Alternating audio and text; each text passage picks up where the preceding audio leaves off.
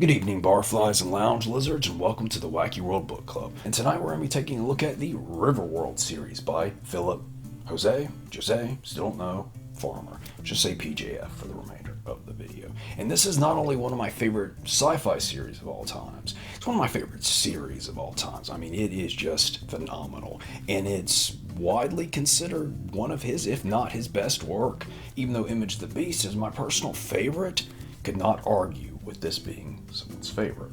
And I probably should have looked. I think there's 4 or 5 books in the series. Not important. Little details like important details, not important here. But I actually avoided this one for years because of the reviews. And not because they were bad reviews. Oh no, they were glowing reviews. It's just all they ever said was the setup, the premise. And it's a fascinating premise, but I was like, and?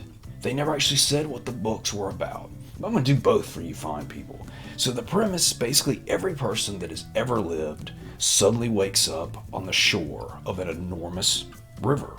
They don't know how they got there, don't know why they're there, and don't know what to do at first. And this is people from all across times, cultures, civilizations, everything just thrown together in this giant kind of mess. Well, not at first, for the whole thing. It's like, okay, that's really cool, but what's the story actually about?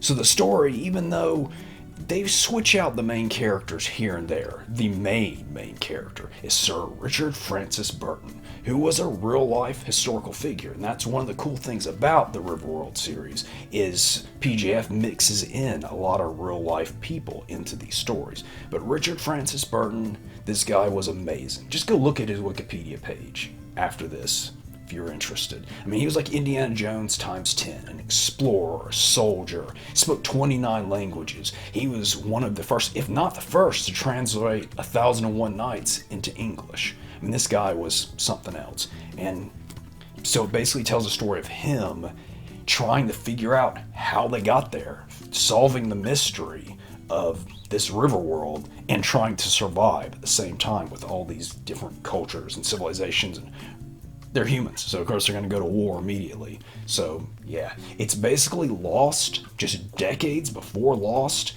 and with an actual satisfying, well-written ending. Cannot recommend this highly enough. And weirdly, there's actually been 2 movie adaptations, both made for TV, if I'm not mistaken. But the second one, the most recent one, they actually took Burton and made him the bad guy for some reason. Blew my mind. It's like they made up a brand new lead character and just made the lead character of the actual book the villain of the story. Made no sense whatsoever. Either way, if you like good, well-written, non-space-based sci-fi with a lot of mystery kind of elements to it, I highly recommend this series. As far as this is the edition I have, and it's the most, I guess, common one now. And this one's actually kind of cool because it includes the first 2 books, and that's To Your Scattered Bodies Go and The Fabulous Riverboat.